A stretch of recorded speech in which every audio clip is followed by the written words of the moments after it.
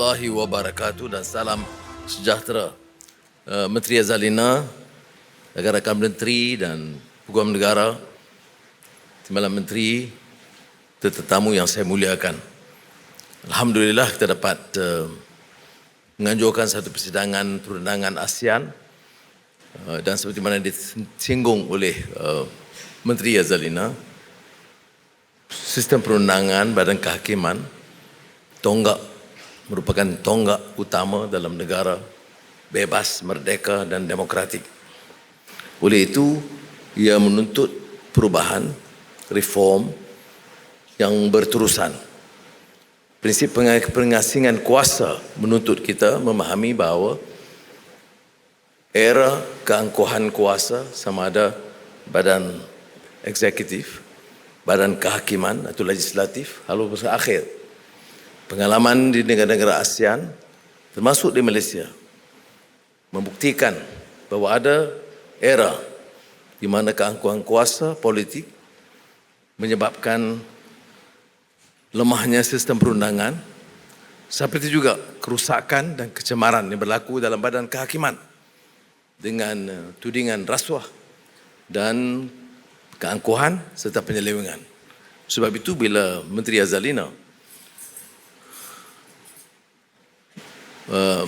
menekankan keperluan perubahan dan beliau melakukan itu dengan semangat dan yang kental dan kesungguhan dalam sidang-sidang jemaah menteri, perubahan-perubahan yang paling mantap dalam sejarah kita lihat dan langkah-langkah kerangka yang dilakukan bersama Jabatan Peguam Negara itu akan memberi keyakinan baru supaya meleburkan sanggahan terhadap salah guna kuasa baik dari segi pimpinan eksekutif ataupun kecenderungan badan kehakiman untuk memamerkan kecelaruan dalam pemahaman perundangan dan aspek keangkuhan yang mungkin berlaku. Sebab itu kita sebagai kerajaan madani mendukung sepenuhnya ikhtiar yang dikemukakan oleh beliau dan rakan-rakan khususnya di Jabatan Peguam Negara. Thank you again Dr. Kao Kim Hon for the support, and I believe the presence of ministers and attorney generals and representatives of ASEAN signifies our total commitment to undertake and effect reform, law, justice, accessibility in ASEAN. So we are of course honored to host this forum, and may I again reiterate my expression of gratitude to all those who have contributed to this success, and most significantly the ASEAN commitment seen from the senior representation during this conference. Your presence, of course, reaffirms our collective resolve to strengthen justice and fairness as a cornerstone in regional integration. Malaysia has chosen the theme inclusivity and sustainability. And again, as alluded to by Minister Azalina, these words are not just mere platitudes. They represent a profound commitment to build an ASEAN that leaves no one behind and ensures our institutions endure beyond the demands of the present moment. Coming from my personal experience, I can certainly differentiate the meaning of accessibility to the elites and the rich and the masses. Therefore, the issue of access is, to me, very critical to ensure there is justice for every single citizen in our countries. I've seen where the poor, the marginalized have been largely ignored because there's no access to the legal process. Therefore, the discussion must focus also to issues of inclusivity, because both in terms of development and progress, education and health, accessibility to legal process is, to my mind, critical, particularly, again, I repeat, the poor, the marginalized. Because I've seen in Sungai Buloh, where I had the rare privilege of staying for many, many years, I can see that gross disparity, and therefore justice cannot be expected to be impacted on these poorer segments of our community. That's why I take a real pleasure in the passion and commitment of Minister Zalina, although she didn't have the experience, personal, practical experience, but I've shared with her quite a number of times what it means to have access to justice. Sustainability, in turn, is about building legal systems and institutions that stand the test of time. A government's true strength does not rest in the reach of its authority, but in the integrity of its institutions, its fairness in governance, and the trust it earns from its citizens. So we stand today at a defining moment. ASEAN is moving towards its vision 2045, and the rule of law will be the foundation of that journey.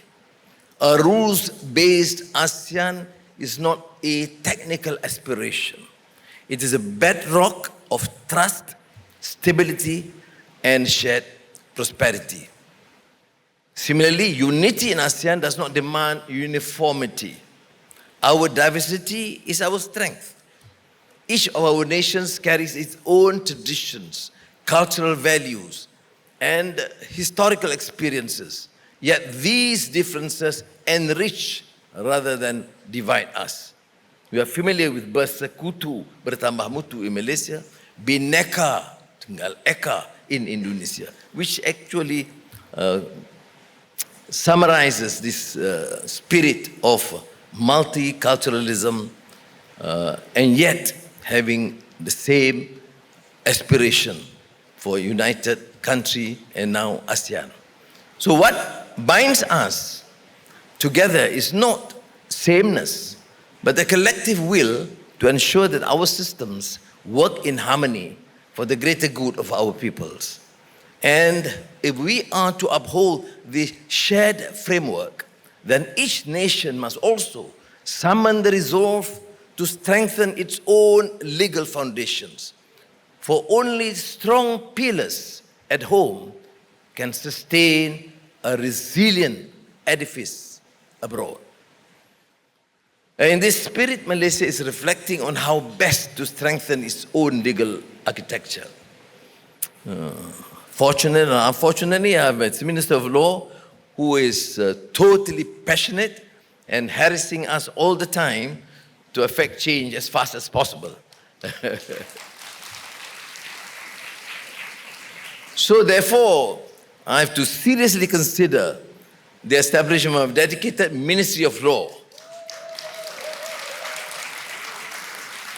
A step that would not only ensure greater coherence in our national legal ecosystem, but also enable Malaysia to engage more meaningfully with our regional partners in advancing the rule of law.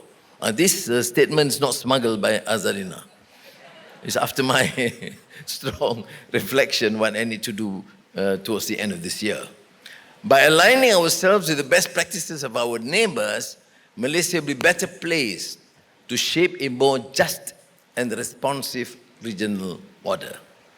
With this spirit of renewal, ASEAN too must continue to invest in mutual legal assistance, strengthen mechanisms for dispute resolution, and confront the new challenges of digital governance and the regulation of artificial intelligence. These are not abstract reforms, they are acts of trust binding, of ensuring that ASEAN remains relevant and resilient in a rapidly changing world.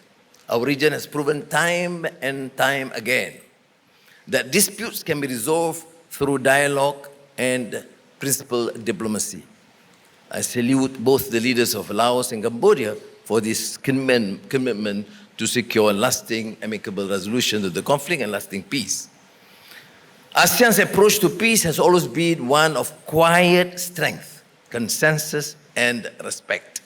The same spirit must guide our legal cooperation. Excellencies, ladies and gentlemen, history shows us that confrontation breeds only uncertainty, while dialogue builds the trust needed for lasting stability. We saw this recently when tensions flared, as I've mentioned, between Thailand and Cambodia. Now, through the ASEAN spirit, the leaders of ASEAN and many other world leaders, we were able to support this effort to mediate, but only through the collective will of ASEAN. And I commend both leaders because both parties agreed swiftly to a ceasefire. Now, this was not just a triumph of diplomacy, but a reminder that even in moments of deep strain, Dr. Kao, ASEAN can rise above division and reaffirm its role as custodian of peace.